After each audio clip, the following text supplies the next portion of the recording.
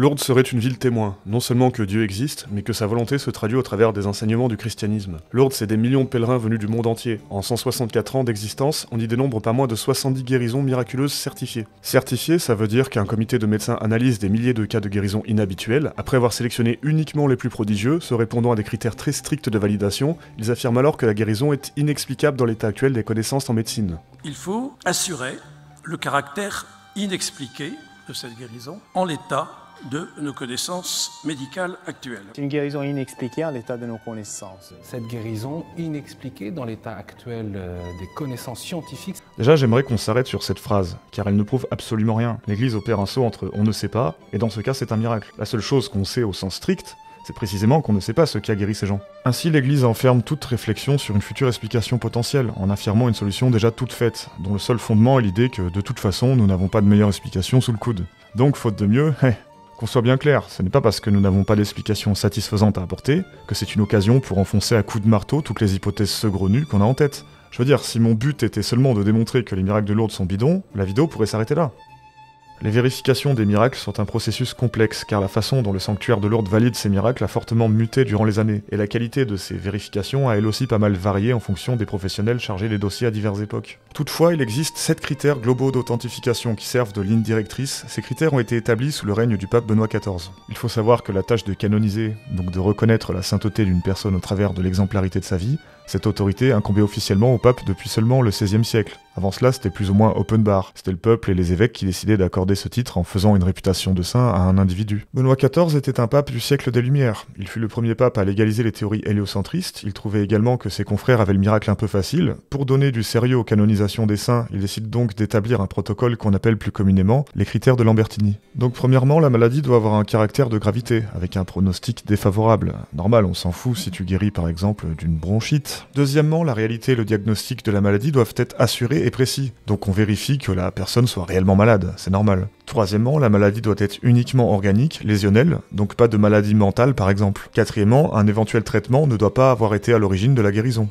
Cinquièmement, la guérison doit être subite, soudaine et instantanée. Sixièmement, la reprise des fonctions doit être complète, sans convalescence. Et pour finir, il ne s'agit pas d'une rémission, mais d'une guérison durable. Alors on va voir que sur le papier c'est bien joli tous ces critères, mais qu'en pratique on est loin, très loin de cette rigueur. Ensuite, il y a le protocole pour faire valider son miracle.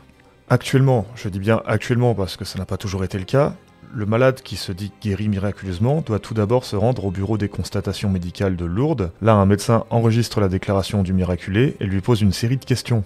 Si le médecin juge qu'il est nécessaire de poursuivre l'enquête, il va alors demander au patient de revenir dans un an pour voir si la guérison est durable. Il lui sera également demandé un maximum de documentation concernant la maladie, pour étayer son diagnostic. Des expertises médicales, des examens antérieurs de la guérison, et des photos, etc.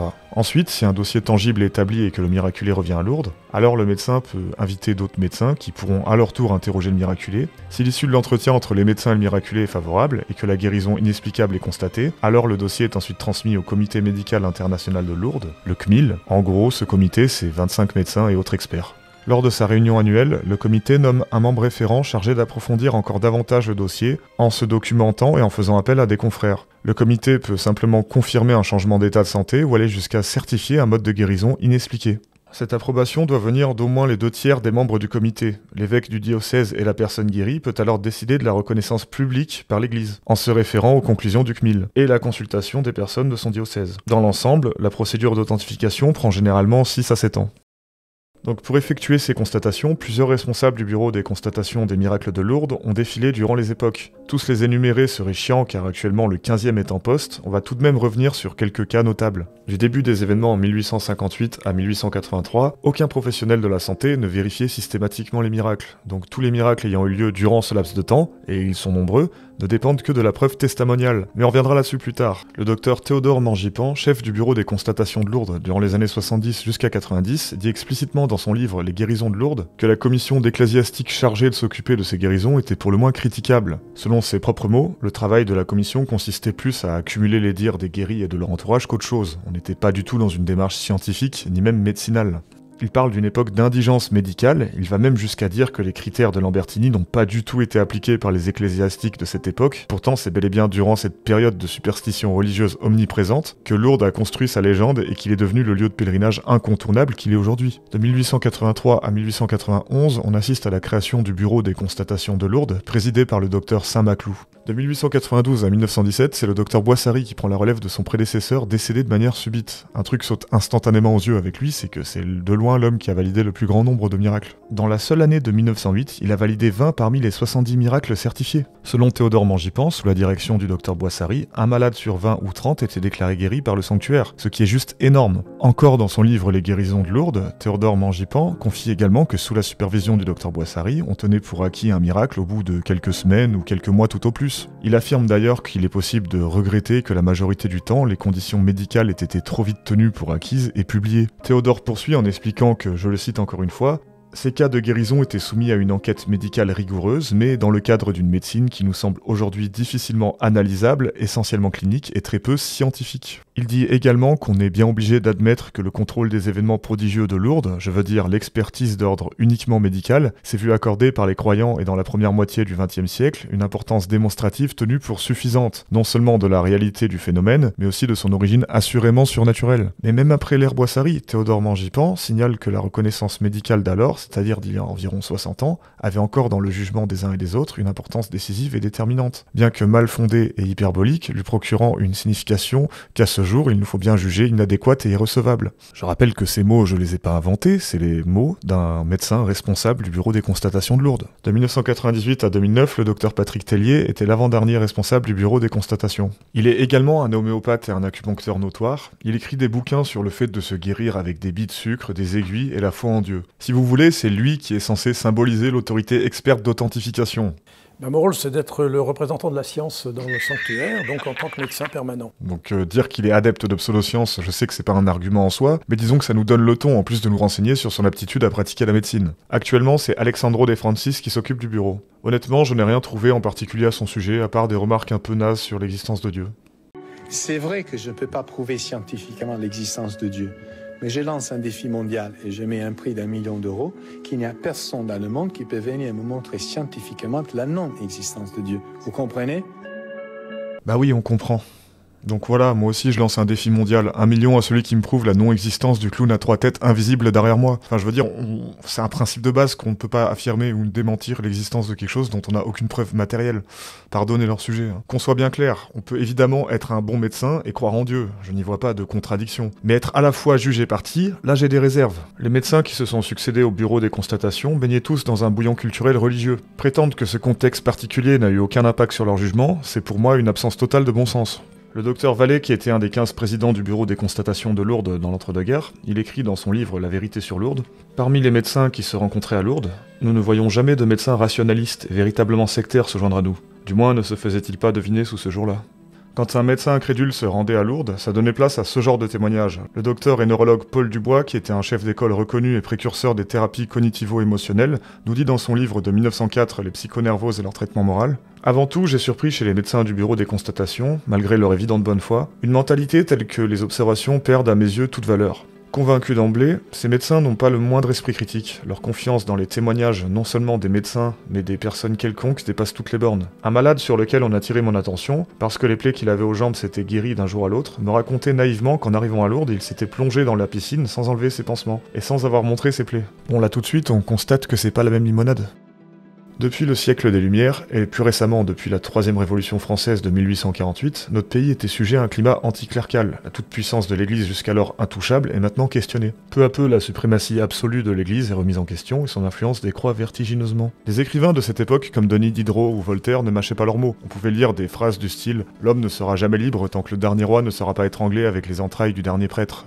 Les miracles de Lourdes arrivent donc à un moment assez opportun, puisque la première rencontre avec la Vierge a lieu en 1858. Pour vous situer, c'est une période où, comme on vient de le voir, l'anticléricalisme bat de son plein. Durant la même année, Karl Marx a 40 ans, il a déjà publié son manifeste depuis 10 ans, et Charles Darwin s'apprête à révolutionner notre conception du monde en sortant L'origine des espèces 1 an plus tard. Bref, Bernadette Soubirous est née dans une famille relativement pauvre, dans une époque où même en France le taux de mort infantile était juste incroyablement élevé. 4 de ses frères et sœurs sont d'ailleurs morts avant d'avoir atteint l'âge adulte. Elle était décrite par ses contemporains comme une simplette illettrée. Elle avait des parents avec des problèmes de malnutrition dus à leur pauvreté extrême et une réputation d'alcoolique. Quand la famille de Bernadette était au plus bas, le seul endroit où ils pouvaient vivre était un ancien cachot réaménagé. Bref, c'était la merde. Donc le 11 février 1858, lors d'une marche hivernale pour aller chercher du bois, Bernadette tombe sur la fameuse grotte et rencontre pour la première fois la Vierge. J'en profite pour dire que l'histoire de Bernadette a une quantité affolante de points en commun avec les miracles de Fatima. Bernadette est la seule à voir l'être surnaturel.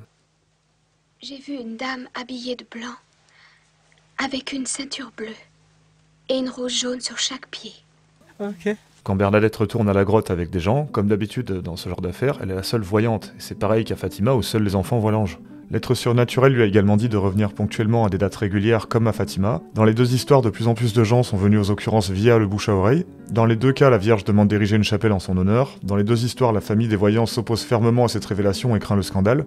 Idem pour la police qui, dans les deux cas, les auditionne de manière virulente pour obtenir des aveux de mensonges. L'histoire d'une personne qui a vu l'extraordinaire et qui porte son message envers et contre tous pour au final démontrer qu'elle avait raison, ce récit a quelque chose de séduisant. C'est une véritable quête initiatique. Je ne vais pas m'attarder davantage sur le sujet de Bernadette parce que, contrairement à Fatima, l'apparition de la Vierge n'est pas le gros du sujet. Ce n'est pas ça qui sert de preuve, ce sont bien évidemment les guérisons miraculeuses qui ont cette fonction.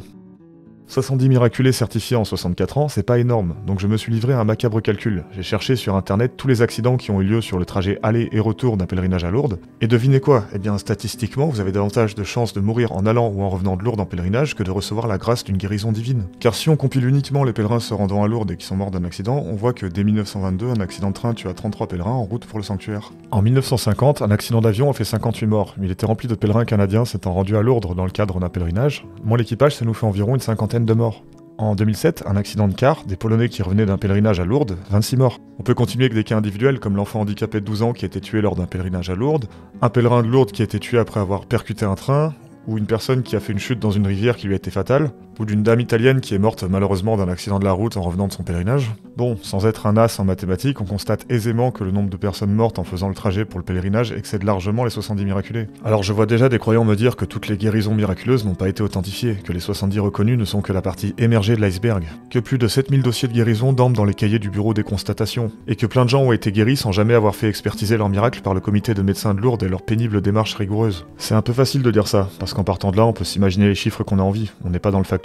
Surtout que si moi aussi je faisais usage de cet argument malhonnête, je pourrais tout aussi bien dire que je n'ai pas accès à tous les accidents des pèlerins ayant été à Lourdes, seulement ceux qu'on a bien voulu médiatiser et mettre en avant sur internet. Et donc que mon chiffre à moi est lui aussi non exhaustif, et qu'en réalité il y a très probablement beaucoup plus de morts sur les trajets de Lourdes que ce que j'ai montré ici. Tout ça pour dire que si on s'en tient aux faits reconnus et établis officiellement, sans spéculer sur des chiffres que nous n'avons pas, on peut au moins en conclure une chose, Lourdes ne sert à rien.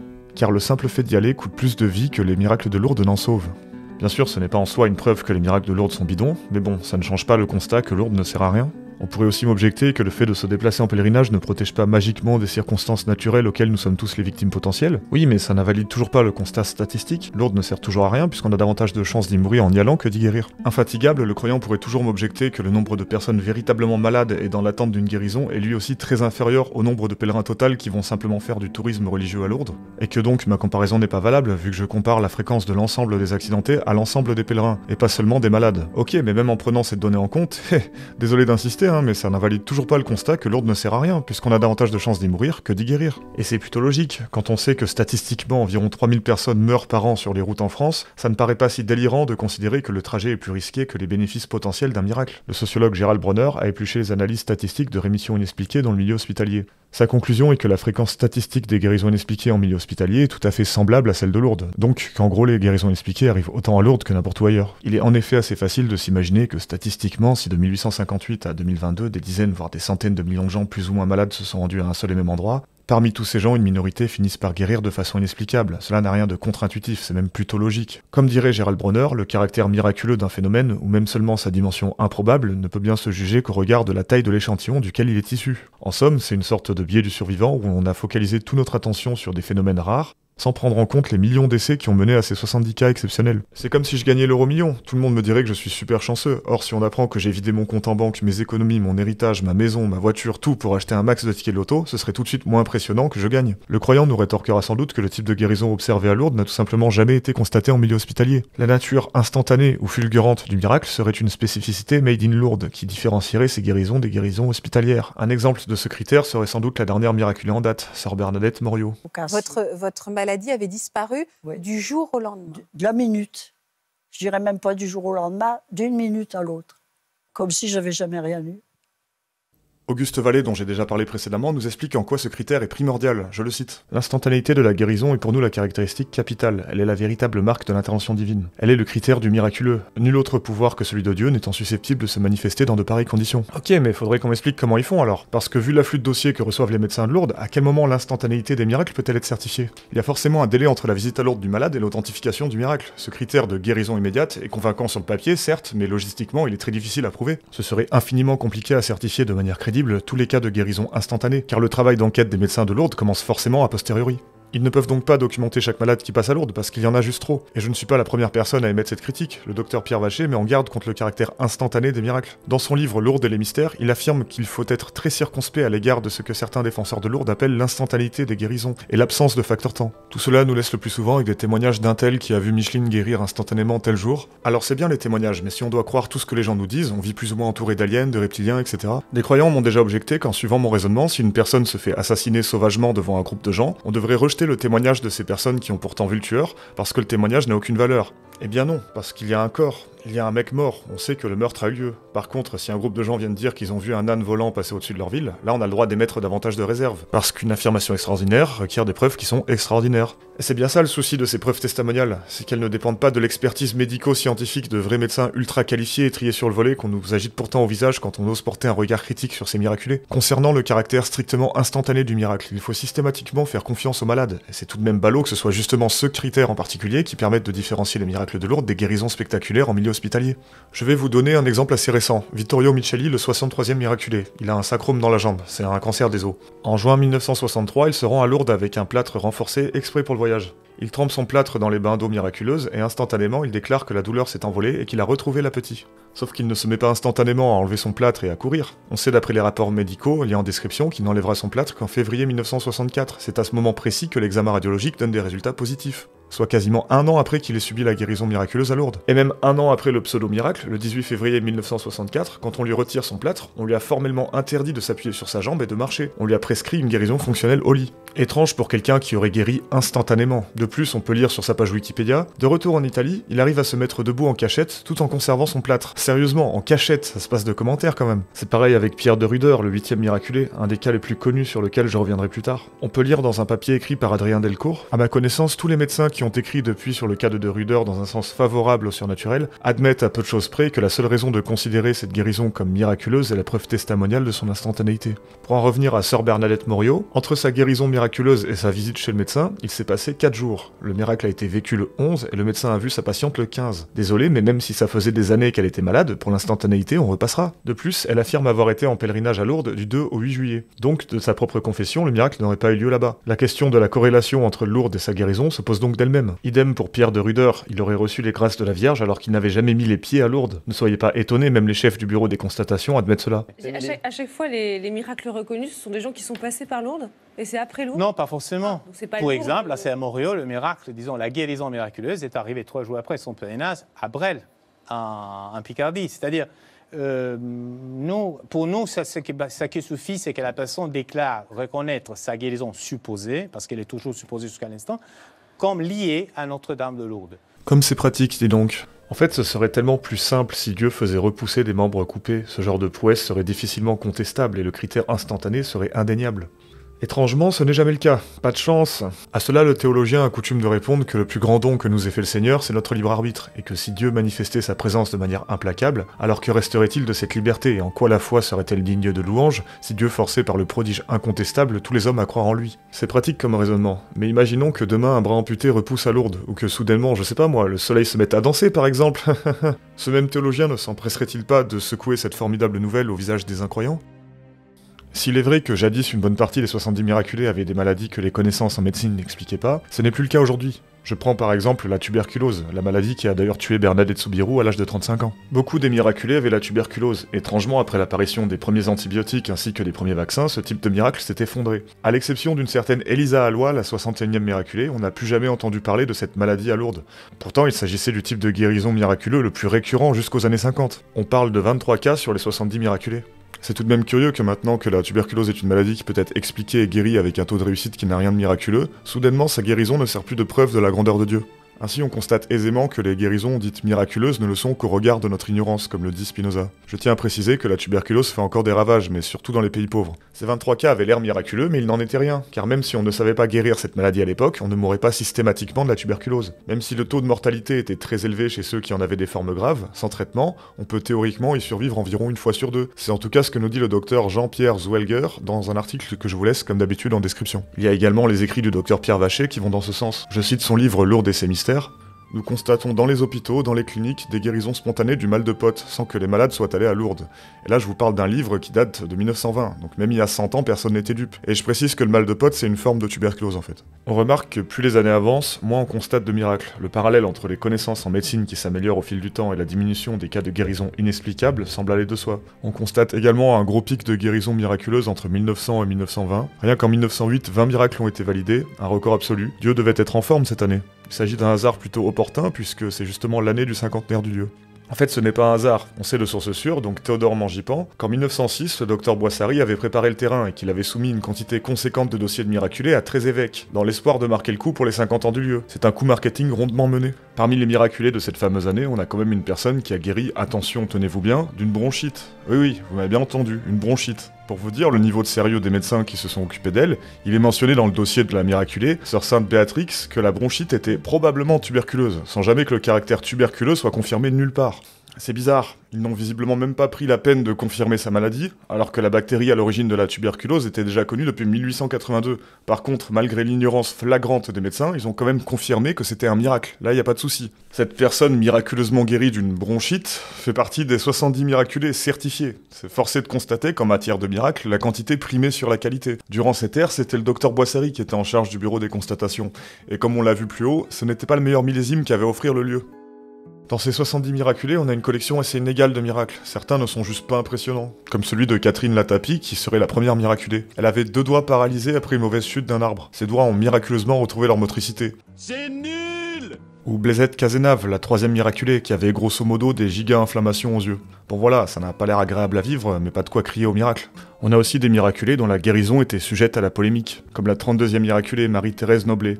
Elle était soi-disant déclarée miraculée du mal de pote et d'une crise d'appendicite en 1908. Or, le médecin et neurologue Jean Lermite met sérieusement en doute sa maladie, en expliquant que la miraculée ne présentait aucun des symptômes d'une appendicite ni d'un mal de pote lors de sa visite à Lourdes. Il met aussi en avant le fait qu'aucune analyse sérieuse n'a été faite sur elle au préalable. Comme déjà précisé, ce n'est pas étonnant, avant les années 50, la rigueur des constatations était très discutable. On a aussi le cas de Pierre de Ruder, cas assez célèbre dont j'ai déjà parlé. C'est celui qui aurait guéri subitement d'une fracture ouverte à la jambe. L'enquête pour l'authentification du miracle a eu lieu plus de 20 ans après. En plus de tout ce que j'ai déjà dit sur le lieu et le fait qu'on doit faire confiance uniquement sur parole, de Ruder recevait une pension d'invalidité. Et comme de par hasard, le miracle a eu lieu juste après que sa pension prenne fin. Plus étonnant encore, en 1907, la fille du miraculé affirma que la plaie avait disparu avant qu'il soit parti en pèlerinage demander sa guérison. Pourtant, les 2 témoins qui ont permis l'authentification du miracle affirmaient que le pauvre miraculé avait encore son os qui sortait de sa jambe le jour avant le miracle. Bref, je laisse l'histoire entière en description. Que ce soit pour la famille Soubirous, l'église ou la commune, c'est gagnant-gagnant. Il s'agit de la 2e ville hôtelière de France après Paris. Pour une petite ville de 14 000 habitants, c'est exceptionnel. Sur leur site Lourdes Info Tourisme, on y apprend que la ville a 2 fois sa population en capacité d'accueil touristique. Par an, c'est généralement plus d'un demi-million de visiteurs qui se rendent au lieu de pèlerinage, comme en atteste le bilan annuel de 2018. Le sanctuaire et la ville dépendent de ces afflux touristiques et surtout de la générosité des pèlerins qui à eux seuls entretiennent le sanctuaire via les dons. La famille Soubirous a bien entendu bénéficié de tout cela. Je rappelle qu'avant les événements, elle survivait dans une pauvreté extrême. Surtout que dès le début des apparitions, Bernadette était épaulée d'une richissime veuve qui la soutenait aveuglément, une certaine Jeanne Millet. Toute la famille a bénéficié de la renommée de la voyante. La sœur de Bernadette a même lancé une boutique de souvenirs et les dons affluaient, même si l'histoire nous racontera que Bernadette refusait fermement tout cela car ayant fait vœu de pauvreté. Elle ne refuse pas systématiquement les dons des visiteurs. C'est de l'argent malhonnête. Tu dois l'accepter pour nos œuvres. Grâce à sa notoriété grandissante, elle était admise dans un couvent sans avoir à donner une dot. On parle de sommes qui pouvaient parfois atteindre les 100 000 € de nos jours. ni même posséder le moindre talent utile pour la communauté, et surtout il fallait être en bonne santé pour ne pas être un fardeau quand on intégrait un couvent, ce qui n'était pas le cas de la voyante qui avait une santé fragile ponctuée de crises d'asthme. Elle y passa d'ailleurs sa courte vie à être soignée par les autres sœurs avant d'y mourir en 1879 à l'âge de 35 ans. Difficile d'imaginer un couvent faire preuve d'une telle charité pour la première venue. Il y a tout un business autour de l'eau de Lourdes. Sur ce site par exemple, vous pouvez imaginer toutes sortes de cosmétiques à l'eau de Lourdes, du savon au parfum en passant par la crème visage. Il y a même un bracelet qui utilise la mémoire de l'eau de Lourdes. Enfin, c'est... Lourdes n'a pas le monopole des guérisons miraculeuses, ça on le sait, mais je pense qu'on ignore à quel point. En fait, il existe une multitude de cas de guérison spontanée de maladies très graves. On parle de maladies dont on pensait la guérison littéralement impossible. Le sida par exemple, Andrew Stimson aurait été le premier à éliminer le VIH de son corps. Il faut bien comprendre qu'à cette époque, c'était du jamais vu. Après avoir été testé séropositif à 2 reprises en hôpital, il se contente de prendre des compléments alimentaires et revient 14 mois plus tard. Cette fois-ci, ses tests sont revenus négatifs, et on n'a jamais su si l'hôpital qu'il avait testé avait fait de la merde, ou s'il possédait un système immunitaire très rare, ou si c'était juste un miracle. On a aussi le cas assez célèbre de Stamatis Moraitis, un vétéran de guerre grec vivant en Amérique. Il apprend qu'il est atteint de cancer des poumons dans les années 70 lorsqu'il avait 60 ans. Les médecins lui donnaient alors de 6 à 9 mois à vivre, grand max. Bien entendu, il refuse la chimio, la chirurgie et toute autre forme de médicaments. Il rentre donc sur son île natale pour mourir paisiblement auprès des siens. Notre mourant se permet même quelques excès, il boit beaucoup de vin, de toute façon foutu pour foutu.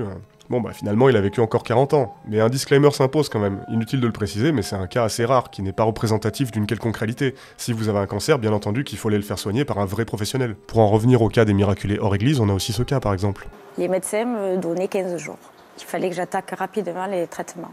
Votre pronostic vital était engagé? Oui. Et dans cette chambre-là, on vous dit, vous avez peut-être 15 jours à vivre? Ils m'ont dit, prenez votre décision rapidement, parce que dans 15 jours, vous ne serez plus là. Bon voilà, le constat est assez clair, 15 jours à vivre, pronostic vital engagé. Alors peut-être que c'est aussi Lourdes qui agit à distance, je veux dire au point où on en est. Donc pour finir, ces cas qu'on vient de passer en revue, ils sont loin d'être exhaustifs, et on pourrait facilement les ranger dans le club très sélect des miraculés de Lourdes, pour peu que les principaux intéressés aient démontré leur foi au préalable. En tout cas, ce qui est sûr, c'est qu'à Lourdes, on ne se gêne pas pour s'approprier ces guérisons. Les cancers, que ce soit celui de la 54e miraculée qui avait une maladie de Hodgkins, ou de la 48e miraculée qui a survécu à un cancer du col de l'utérus, ou encore de la 30e miraculée qui avait une tumeur abdominale, même sans avoir eu recours aux nouvelles méthodes de traitement, il arrive parfois que des gens guérissent spontanément en ne faisant rien, c'est juste des choses qui arrivent. Les guérisons de cancer sans traitement ont d'ailleurs fait l'objet d'études, on peut quantifier leur fréquence, on a des rapports de santé publique qui montrent qu'environ 5% des personnes atteintes de leucémie ou de cancer lymphatique survivent sans traitement pendant plus de 10 ans. Donc notre 54e miraculée, elle avait plus ou moins 5% de chance de vivre, et ce qu'elle soit croyante ou non. De plus, le cancer est évidemment une maladie qui se guérit mieux qu'il y a 100 ans. Comme pour la tuberculose, le prodigieux d'hier sera peut-être le banal de demain. On attribue une multitude de miracles à l'action de Bernadette Soubirous. Quasiment tous sont invérifiables, comme par exemple sa capacité à mettre une bougie sous sa main pendant plusieurs minutes sans être brûlée d'une quelconque manière, ou celle de déclencher des guérisons miraculeuses pour les gens autour d'elle. Cependant, il y a une croyance autour de l'incorruptibilité de son corps qu'on peut vérifier, l'incorruptibilité étant l'étonnante si ce n'est miraculeuse conservation du corps des saints très longtemps après leur mort. En effet, le fait que le corps de Bernadette ne se soit pas décomposé, qu'il soit intact des dizaines d'années après sa mort, ce serait un signe de sa sainteté. Tout comme les miraculés, tout cela converge et fait partie d'un tout cohérent qui consolide la légitimité de Lourdes. Pour vérifier cette prétention d'incorruptibilité, le corps de Bernadette fut exhumé à 3 reprises, le 22 septembre 1909, soit 30 ans après sa mort, le 3 avril 1919 et le 18 avril 1925. Plusieurs docteurs se sont chargés d'observer l'état du corps, et si dans un premier temps il faut reconnaître qu'on entend monts et merveilles sur l'extraordinaire conservation de son corps, les examens d'experts sont finalement sans équivoque. Par exemple, lors de l'exhumation de 1919, le docteur Comte nous dit qu'il constate la présence de cristaux de sel calcaire en quantité non négligeable sur la surface du corps. Il parle d'un corps presque momifié, et affirme également que le corps avait des traces de moisissure. Il mentionne des ongles partiellement conservés mais très mobiles, un crâne recouvert de quelques cheveux courts et des parties molles du nez en partie détruites. En 1925, le même docteur affirme qu'il y avait un masque de cire sur le visage de la défunte et que la cire avait été également appliquée sur les mains du cadavre. Dans le bulletin de l'association médicale de Lourdes de mai 1928, les docteurs Jourdan et David constatent dans leur rapport que les parties inférieures du corps étaient noirâtres. Ils disent que c'est sûrement à cause de l'ajout de charbon qui était présent en grande quantité dans le cercueil. Donc on a du charbon et du sel. Il s'agit évidemment d'un embaumement. Le charbon sert aux embaumements depuis la dynastie Han, on s'en servait régulièrement dans les sépultures pour conserver le corps. On connaît ça depuis 200 ans avant Jésus-Christ, et le sel est un des plus anciens agents de conservation connus par l'homme. Et puis franchement, si la conservation du corps de Bernadette était si incroyable, pourquoi lui mettre un masque de cire? Conserver des cadavres, c'est un truc qu'on sait faire depuis l'Antiquité. Les trafiquer pour qu'ils aient l'air assoupis, c'est également un truc qu'on sait faire depuis longtemps. Il faudrait être naïf pour croire que Bernadette déroge à la règle. Non mais vous savez quoi, quitte à jouer au con, on n'a qu'à dire que Lénine est un saint. Regardez, même 100 ans après sa mort, son corps est intact. Les cultes qui prétendent avoir un lieu magique pour guérir les malades, ça existe depuis aussi loin qu'on s'en souvienne. Durant l'Antiquité, les Grecs possédaient un type de bâtiment qui s'appelait un asclépion. C'est un lieu dédié au dieu Asclépios, le dieu de la médecine. Vous savez, celui à l'origine de ce logo. On venait dans ce lieu pour prendre un bain purifiant, comme à Lourdes. Puis les malades y dormaient, et ils racontaient ensuite leurs rêves aux oracles qui s'en servaient pour interpréter un remède adéquat. Via la recherche archéologique, les historiens nous rapportent l'histoire d'un soldat aveugle nommé Valerius Aper, qui, après être passé par ce processus, a reçu la prescription de mélanger le sang d'un coq blanc et du miel et d'en faire une pommade pour se frotter l'œil pendant 3 jours. Et c'est ainsi qu'il retrouva la vue et alla remercier Dieu devant tout le monde. Ce genre de récit aurait fait sensation auprès d'un auditoire chrétien. Malheureusement, il s'agit d'une autre religion. Comme on l'a vu dans la précédente vidéo sur Fatima, ce genre de phénomène est très commun. Par exemple, avant l'histoire de Bernadette Soubirous, en 1846, la même chose s'est produite à Notre-Dame de la Salette. 2 enfants ont vu la Vierge. De fil en aiguille, l'affaire est devenue un phénomène national, tout le monde avait entendu parler de ces apparitions et c'est devenu un lieu de pèlerinage encore d'actualité aujourd'hui. Enfin, je crois que vous commencez à voir le pattern. On a également eu le droit à des guérisons miraculeuses à cet endroit, dans la guérison d'un certain Gaspard Nicolas qui avait une tumeur de la peau qui gagnait du terrain de jour en jour. On ne va pas revenir sur tous les lieux de pèlerinage, vous avez compris le principe, l'idée ne date pas d'hier. Sachant l'importance centrale de la religion à cette époque, on peut suspecter que les contes et légendes de la Vierge qui apparaît subitement à des enfants, ce genre de récit nourrissait l'imaginaire de Bernadette Soubirous, de Lucia dos Santos, ainsi que d'Anita Federici. Enfin, tous les enfants ayant vécu des apparitions divines. Les points en commun flagrants de ces récits laissent peu de place au doute quant au fait que ces enfants se réapproprient des histoires qu'ils avaient déjà entendues. D'ailleurs, durant son enfance, Bernadette allait souvent au catéchisme de l'abbé Adler. Cet abbé était connu pour sa passion pour les miracles, et on sait qu'il était très vocal au sujet des voyants de Notre-Dame de la Salette, événement qui avait eu lieu à peine 12 ans avant les révélations de Bernadette. Émile Zola, dans son roman Lourdes, met en avant ce fait. Il est vrai qu'une fois de plus, les ressemblances sont saisissantes. Notre-Dame de la Salette était également connue pour son eau soi-disant miraculeuse, et ce sont de simples enfants bergers qui ont reçu les messages de l'ange. Ange que bien entendu, personne d'autre ne pouvait entendre ni percevoir, sans parler des guérisons, etc. Mais ce n'est pas le seul récit qui aurait nourri l'imagination de Bernadette. Théodore Mangipan nous dit dans son livre Les guérisons de Lourdes, page 18, que l'histoire d'une enfant bergère voyante se nommant Anglaise de Sagazan aurait elle aussi vu la Vierge dans des conditions similaires en 1515, et elle était elle aussi une histoire bien connue des Lourdois. On le sait car en 1846, les missionnaires étaient venus à Lourdes spécialement pour raconter ce récit à la population locale. Mieux encore, Théodore nous informe que le nom des parents de Bernadette figure sur le registre des personnes présentes à ces séminaires. Je cite Théodore Mangipan. L'atmosphère religieuse, l'imprégnation de cette forme de religion populaire était si considérable que l'on peut admettre le fait que, sans nul doute, dans la mémoire de Bernadette, peut-être de façon inconsciente, la Dame Blanche symbolisait la Vierge Marie. En tout cas, ces 2 vidéos nous auront permis de vérifier une chose. Non, la vérité ne sort pas toujours de la bouche des enfants. Dans l'ensemble, Lourdes me pose problème. On parle de millions de personnes qui sont pleins d'espoir et de souffrance, utiliser leur détresse pour alimenter une sorte de business qui dépendrait d'une loterie cosmique où le gros lot consiste à juste avoir le droit de rester en vie sans galérer avec des maladies horribles. Je sais pas, ça pue un peu du cul cette affaire, non ? Et bien voilà, c'est terminé. Merci d'avoir regardé cette vidéo. La prochaine parlera sans doute de la relation entre athéisme et communisme, ou alors du suaire de Turin, je suis pas encore sûr. Donc du coup, si toi aussi t'as miraculeusement guéri d'une bronchite ou d'une irritation des yeux, n'hésite pas à liker cette vidéo, à t'abonner, etc. Vous connaissez la musique. De venir ici tous les ans depuis 15 ans. Depuis 15 ans, tous les ans. Ça t'a apporté quoi? Pas. Attends. On le refait moins coincé. Grand. Ça t'a fait grandir. Grandir, c'est ça? Pas gré. Pas grasse. Grache. Ouais, chaud. Pas grand-chose. Non mais c'est le fiasco complet. Ça fait 15 ans que tu viens ici et ça te fait pas grand-chose.